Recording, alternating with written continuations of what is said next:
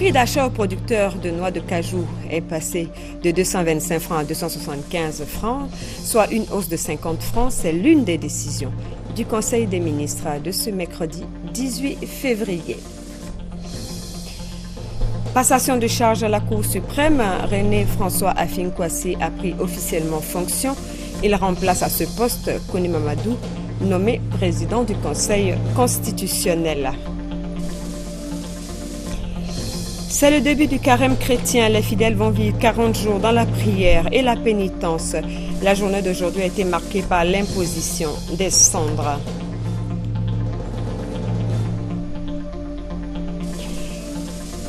À l'étranger, en France, la loi Macron sur les réformes économiques entraîne une levée de bouclier d'une partie de la classe politique. L'article 49.3, qui engage la responsabilité du gouvernement, a été utilisé par le Premier ministre français Manuel Valls. Mesdames et messieurs, bonsoir. Bienvenue dans votre journal. Le marché du pétrole enregistre depuis plus de 6 mois une forte baisse. Les causes sont à rechercher dans les fondamentaux de l'offre et de la demande. Ce sont les consommateurs de produits pétroliers qui se frottent les mains. En Côte d'Ivoire, les prix affichés à la pompe ont régulièrement changé.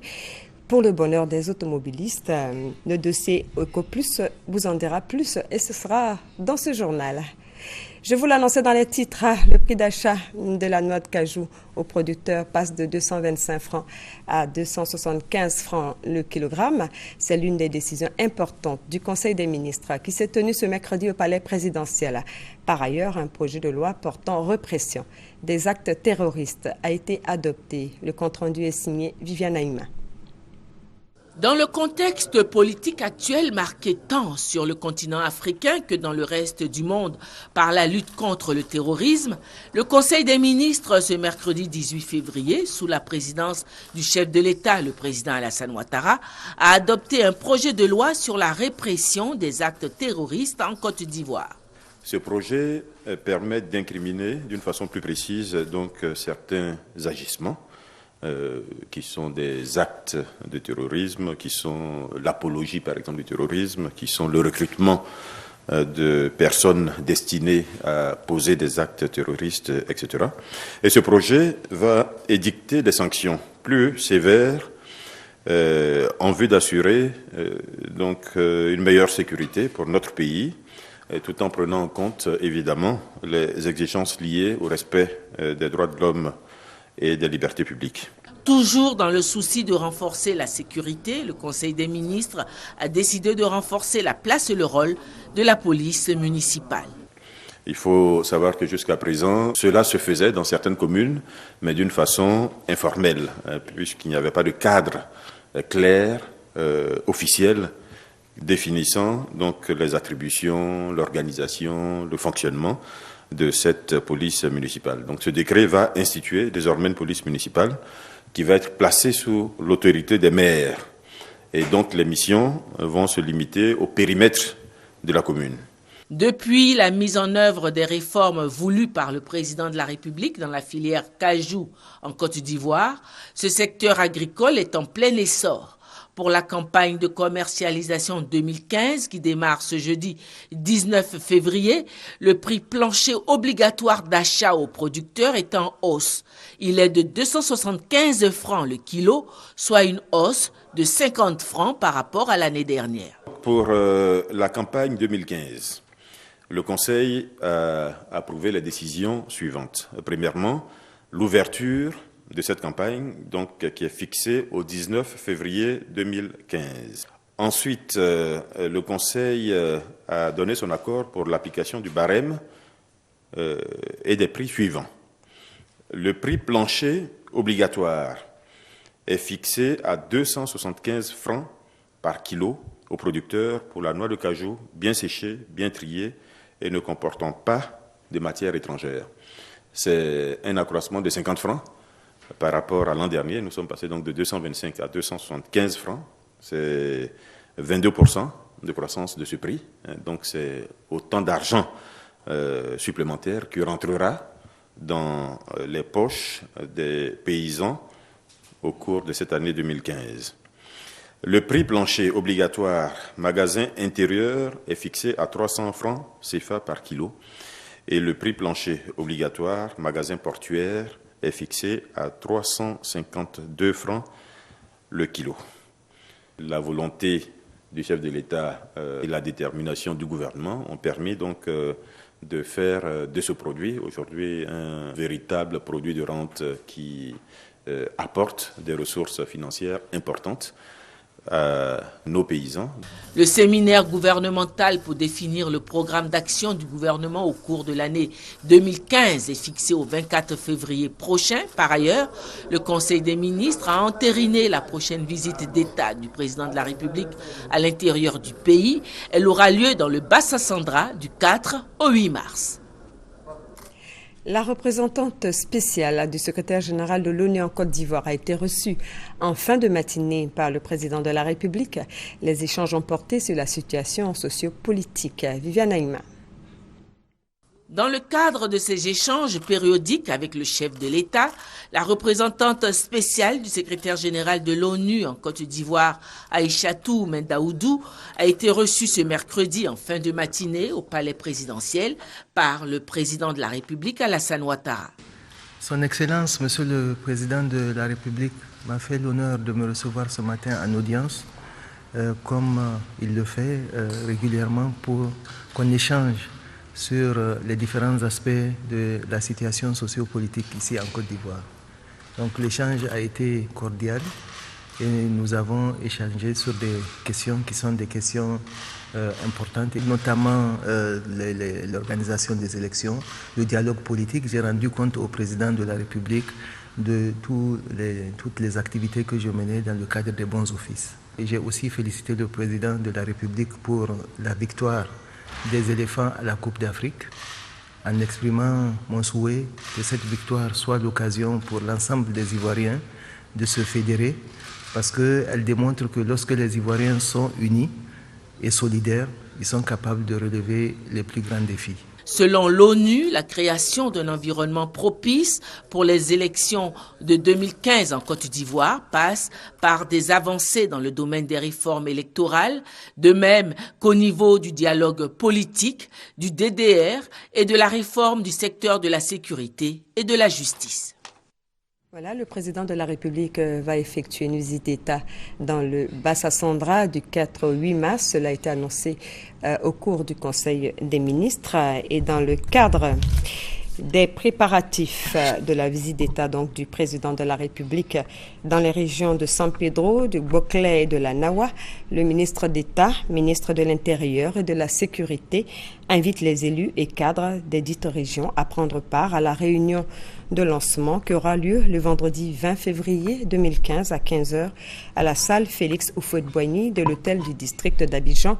En raison de l'importance de cette rencontre, la présence de tous est vivement souhaitée. Le présent communiqué tient lieu de convocation individuelle. Et puis sachez que la présidence de la République a désormais un comité de sport et loisirs. Il a vu le jour le 17 février, motivé par la volonté de rapprocher tous les services de l'institution et permettre aux agents qui y travaillent sous pression de se récréer. Le comité débute ses activités par l'organisation d'un tournoi de Maracana. La cérémonie de lancement des activités a eu lieu donc mardi dernier au restaurant du Palais présidentiel au Plateau. Reportage Thomas Nguessambi. Ce n'est toujours pas que le palais présidentiel rime avec les audiences du chef de l'État et autres rencontres et sujets de grand jour. Il faut de la place pour la récréation des collaborateurs du chef de l'État. Ce 17 février vient voir dans la dynamique le lancement des activités du comité sport et loisirs de la première institution de la République de Côte d'Ivoire. Une grande première que le représentant du ministre des Affaires présidentielles met en relief et salue.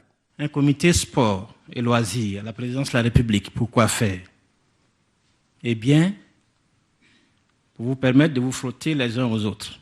On l'a dit ici abondamment, pour briser autant que possible les cloisons artificielles qui nous séparent, pour nous permettre de mieux gérer le stress endémique qui pèse sur chacun.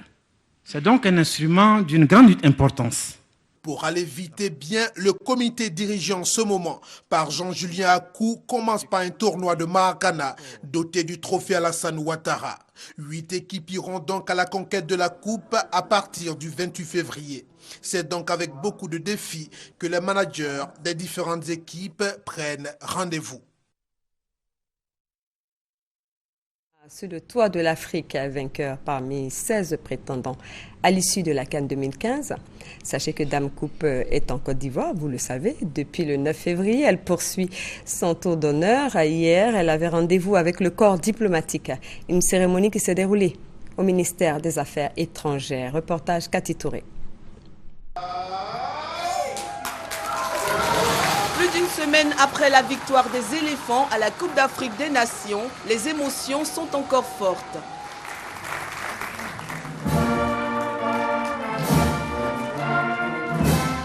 Présente au pays dès les premiers jours, la belle dame s'est fièrement présentée au corps diplomatique et aux organisations internationales accréditées en Côte d'Ivoire sur invitation du ministre d'État, ministre des Affaires étrangères, Charles Kofi Dibi. La Côte d'Ivoire se souvient qu'avec vous, nous avons traversé des moments difficiles en raison de la crise post-électorale que nous avons connue et que nous avons surmontée grâce à votre solidarité et à votre soutien. La Côte d'Ivoire se souvient également qu'ensemble, nous avons partagé récemment des préoccupations d'ordre sécuritaire et sanitaire à l'échelle de notre sous-région ouest-africaine. Il est donc tout indiqué que vous soyez pleinement associés aujourd'hui à ce moment de joie intense et de partage occasionné par la victoire de l'équipe nationale de football acquise de haute lutte à Bata, en Guinée équatoriale. Le nonce apostolique a dit la fierté des diplomates et des institutions à vivre ces moments avec la Côte d'Ivoire. Nos félicitations ne sont pas dues simplement à la courtoisie diplomatique. C'est dans le profond sentiment de fraternité, si cher à l'esprit sportif, que nous, représentants des pays frères africains et des nations non africaines, nous réjouissons avec tous nos frères et sœurs ivoiriens pour cette belle victoire tant attendue depuis plus de 2 décennies. Une fois de plus, les champions ont été honorés. Des moments de partage inoubliables. On poursuit avec cette passation de charge à la Cour suprême. Le magistrat René-François Afin-Kouassi a officiellement pris fonction à la tête de la Cour suprême. Il remplace le magistrat Mamadou Koné. La cérémonie de passation a eu lieu ce matin au siège de l'institution judiciaire. Nommé le 3 février à la tête de la plus haute institution judiciaire du pays, René Afin-Kouassi a officiellement pris ses fonctions de président de la Cour suprême ce mercredi 18 février. Il remplace à ce poste Mamadou Koné. Au cours de la cérémonie de passation de charge, le nouveau président s'est engagé à participer au rayonnement de cette prestigieuse institution. Je reviens à la maison, chargé d'an, certainement, et d'expérience peut-être, pour apporter ma pierre à la restauration vertueuse du temple. Tel le sens de la mission que j'entends me donner. Après 4 années passées à la Cour suprême, Mamadou Koné est nommé à la tête du Conseil constitutionnel en remplacement de Francis Vangarvaudier. À son successeur, il lègue de nombreux défis à relever. Au total, 37 départs à la retraite en 3 ans. Sachant qu'il faut 1 à 2 années à un nouveau magistrat de la Cour suprême pour devenir opérationnel et familier de la procédure de cassation, il convient d'anticiper dès à présent pour éviter un bog de la Cour suprême dans les années à venir. Les démarches et diligences ont permis de disposer d'un immeuble flambant neuf comportant plusieurs niveaux et susceptible d'héberger les magistrats ne disposant pas encore de bureau, si à Cocody les 2 plateaux 8e tranche. René Afin-Kouassi se veut reconnaissant à ses prédécesseurs, notamment à Mamadou Koné, pour tout le travail abattu à la tête de cette institution. Avant son arrivée à la tête de la Cour suprême, Afin Kwasi assurait depuis le 19 novembre 2013 la présidence de la Haute Autorité pour la bonne gouvernance. Un mot de santé dans ce journal. Une mission internationale a séjourné en Côte d'Ivoire dans le cadre de la lutte contre Ebola. Après 90 jours d'études, elle a fait des recommandations, notamment concernant la situation sanitaire et les risques sécuritaires aux frontières. Le point avec Franck Sanogo. 22 814 cas, dont 9 177 décès. C'est le bilan de la maladie à virus Ebola en Afrique de l'Ouest. Concernant la Côte d'Ivoire, la donne n'a pas changé. Aucun cas relevé sur le territoire national. Et pour vérifier le dispositif mis en place et la situation réelle aux frontières, plusieurs missions de l'Organisation mondiale de la santé depuis octobre 2014 ont sillonné le pays et rencontré les autorités sanitaires ivoiriennes. On a noté beaucoup de dispositifs qui ont été mis en place en termes de centres de transition et centres de traitement. Toujours est-il qu'il reste toujours le travail à faire et le renforcement à faire au niveau frontalier. Engagement et volonté politique, des points positifs à relever. Mais pour Raymond Goudou-Kofi, ministre de la Santé et de la lutte contre le sida, il faut accentuer la collaboration avec les pays frontaliers touchés. L'heure n'est pas encore à la levée des mesures restrictives, il faut plutôt agir avec efficacité. Mettre à continuer à installer des tentes, alors que nous avons la possibilité de mettre des structures qui vont pouvoir être pérennes et qui vont permettre justement de gérer d'autres cas qu'Ebola. Le niveau d'alerte maximal, toujours de mise, les Nations Unies entendent accompagner jusqu'au bout les efforts des autorités ivoiriennes quant à la jugulation définitive de la menace Ebola en Afrique de l'Ouest. Autre point de l'actualité, les chrétiens catholiques ont entamé le carême ce mercredi. Par l'imposition des cendres pendant 40 jours, les fidèles chrétiens vont vivre dans la prière et la pénitence, moment donc de purification et de conversion des cœurs. Le compte-rendu est signé Grace Kando. Déchirez vos cœurs et non vos vêtements. C'est autour de ce verset biblique tiré du livre de Joël que les chrétiens catholiques vont vivre le carême. Ce temps qui dure 40 jours est précédé de l'imposition des cendres. En nous mettant la cendre, on demande au Seigneur de nous relever, lui qui a pris notre humanité et a transformé cette humanité en divinité, de nous relever de nos cendres de péché pour que nous puissions marcher à sa suite, libérés du poids de péché, mais demeurer dans sa grâce. C'est l'occasion pour nous rappeler que malgré l'éloignement qu'on a pu avoir, il faut venir passer ces 40 jours de pénitence et 40 jours de pénitence à se souvenir de ce que Dieu représente pour chacun de nous. Le Christ est mort pour nous, qui nous a rachetés par le prix de son sang. Alors nous devons essayer jour après jour de lui ressembler. Pour mieux vivre le temps de carême, le chrétien est appelé à un changement de comportement. La voie lui a déjà été montrée par Jésus. Le Christ, avant de commencer son ministère, a passé 40 jours dans le désert. Les chrétiens, pendant ce temps-là, doivent avoir une vie exemplaire. Ils doivent se mortifier, doivent se détacher de tout ce qui peut les entraîner au péché. C'est donc pendant ce temps-là un changement de vie. Je compte vivre ce temps en me rapprochant encore plus de Dieu par la prière, en essayant de revoir dans ma vie ce qui n'est pas bien aux yeux de Dieu. Et puis essayer de changer, de renoncer à ce qui est mal. Le carême, temps de conversion et de communion intense avec son Dieu, repose sur 3 piliers, à savoir la prière, la pénitence et le partage.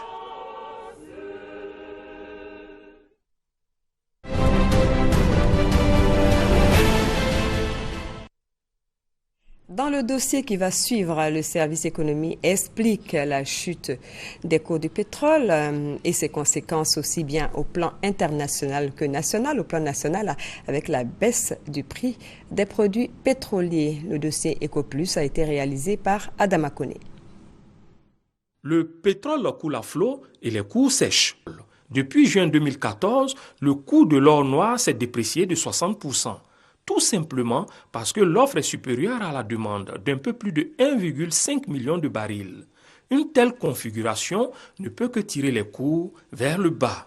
il se trouve que les États-Unis, qui sont le plus grand importateur de pétrole brut, eh bien depuis 2 ans, et ça s'est accéléré depuis 1 an, les États-Unis ont commencé à produire beaucoup de pétrole de schiste. Donc c'est une nouvelle source de production de pétrole brut et aussi de gaz naturel qui est devenue économiquement rentable. Et les États-Unis ont beaucoup de petits producteurs sur leur territoire qui produisent du pétrole à partir du schiste, un peu comme dans les mines, et ces petits producteurs en produisent tellement que d'une position d'importateur, les États-Unis sont aujourd'hui en position excédentaire. En plus, l'Organisation des pays producteurs de pétrole, OPEP, censée réguler le marché, est restée curieusement silencieuse. Mais pourquoi le prix du carburant ne baisse pas dans les mêmes proportions que le pétrole? Il faut savoir que dans chaque pays, il y a un coût fixe représenté par les taxes. À cela s'ajoute le fait que le pétrole s'achète en dollars. Or, cette monnaie s'est renchérie par rapport à l'euro. Le pétrole est acheté en dollars et l'essence est consommée en francs CFA arrimés à l'euro. C'est tout dire. En Côte d'Ivoire, de septembre 2014 à février 2015, le litre de super est passé de 755 à 665 francs CFA, pendant que le gasoil baissait de 615 à 580 francs CFA. Le mécanisme de fixation automatique du prix du carburant relativement au marché international est en marche. Le mécanisme est bâti essentiellement sur le prix des produits pétroliers sur le marché européen. Et donc, ça veut dire quoi? L'État de Côte d'Ivoire n'a pas vraiment un contrôle sur le prix des produits pratiqués en Côte d'Ivoire. Et à partir de ce produit, du prix de ces produits sur le marché européen, on tient compte de l'importation, donc le coût du fret, on arrive à Abidjan, on tient compte des frais des douanes et autres, et ensuite, on ajoute les taxes de l'État et certaines d'autres taxes parafiscales. Un mécanisme à visage humain car comportant un aspect social. Le prix du gasoil 615, c'est depuis avril 2010. En 2013, pour que le prix soit maintenu à 615, c'est autour de 48 milliards d'efforts que le gouvernement a dû consacrer pour que ce prix reste inchangé. En 2014, la baisse a commencé à partir de, disons, novembre 2014. C'est autour de 9 milliards environ que le gouvernement a dû consentir pour avoir le prix, disons, autour de 615. Question populaire, pourquoi la production ivoirienne ne servirait-elle pas à la consommation locale? La CIR dispose d'un hydrocracker comme la raffinerie de Durban en Afrique du Sud et une autre au Maroc. C'est seulement 3 raffineries. Et l'hydrocracker est un outil de conversion profonde, c'est-à-dire qui permet de tirer le maximum des pétroles bruts lourds de valeur moindre. Donc on tire un plus grand bénéfice d'une matière première parce qu'on a un outil qui est beaucoup plus performant. C'est ça l'avantage technologique comparable de la CIR qui explique pourquoi nous importons des bruts lourds pour la CIR et nous exportons le peu de pétrole brut léger que nous produisons en Côte d'Ivoire. Les consommateurs, eux, restent sur leur faim en ce qui concerne la répercussion de la baisse sur les transports. C'est toujours le même tarif. Donc voilà, quand même on peut dire que c'est un peu cher. Normalement ça devrait pouvoir baisser, mais bon, c'est toujours la même chose. On baisse le prix du carburant, mais ici, ça ne se fait pas. On ne ressent pas ça. Parce que chacun se lève, il donne le montant qu'il veut, c'est pas normal, il n'y a pas de suivi. C'est l'anarchie totale. Franchement, il faut voir ça. En face, les transporteurs qui s'empressent de répercuter les augmentations de prix traînent les pas quand il s'agit de baisse. Le prix du transport qui baisse pas, bon, ça dépend. Nous sommes les chauffeurs. Nous aussi, on a des gens derrière nous, comme soit, disons, les syndicats, tout ça là.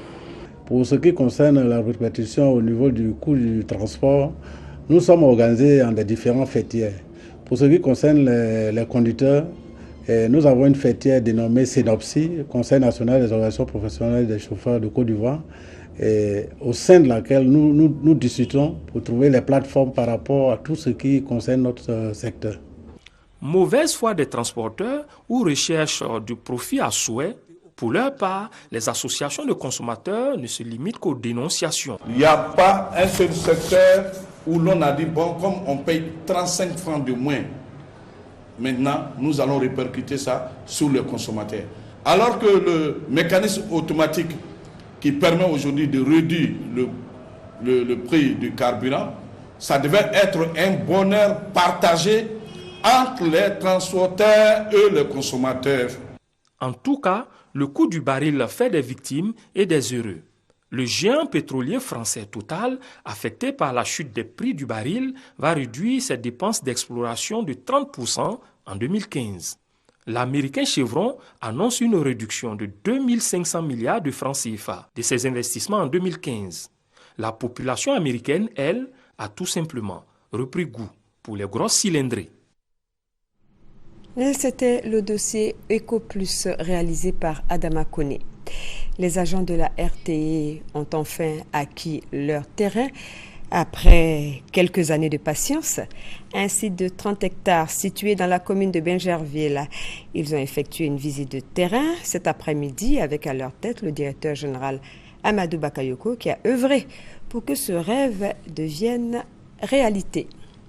Ce drame à Bouaké, un camion citerne malien a pris feu avant d'exploser, causant la mort de 3 personnes et faisant de nombreux blessés. Les blessés ont été évacués au CHU de Bouaké. L'accident s'est produit au corridor nord de Bouaké aux environs de 13h ce mercredi. Le Festival panafricain du cinéma de Ouagadougou, le FESPACO, va ouvrir ses portes le samedi 28 février. La Côte d'Ivoire participe à cette plateforme de valorisation et de promotion du 7e art sur le continent africain. 4 œuvres cinématographiques ivoiriennes ont été sélectionnées par le jury et présentées par leurs auteurs au ministre de la Culture et de la Francophonie. Tous espèrent enlever le Grand Prix, les Talons d'Or. Serge Collet a les détails. 4 films ivoiriens pour aller à l'assaut du prestigieux Talon d'Or de Yénéga. Pour cette 24e édition du FESPACO, la Côte d'Ivoire entend rééditer les exploits des réalisateurs Fadiga Kramo-Lassiné en 1981 avec son film Djeli et Roger Nyuambala, vainqueur de l'édition 1993 avec Au nom du Christ.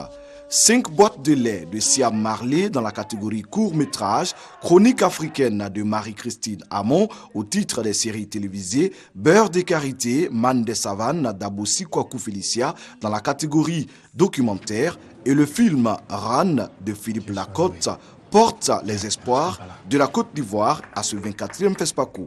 Un mois après la Coupe d'Afrique de football, nous souhaitons avoir de nos éléphants cinéastes et acteurs du cinéma d'autres trophées pour consolider l'unité nationale, puisque les Ivoiriens se sentent fiers quand leur pays gagne. À ce FESPACO, nos aînés, les doyens Timothée Basseri et Nyuambala, viennent apporter leur présence à leurs enfants pour qu'ensemble nous puissions gagner cette nouvelle victoire. Les réalisateurs des films sélectionnés de la Côte d'Ivoire ont bénéficié d'un chèque de 500 000 francs CFA.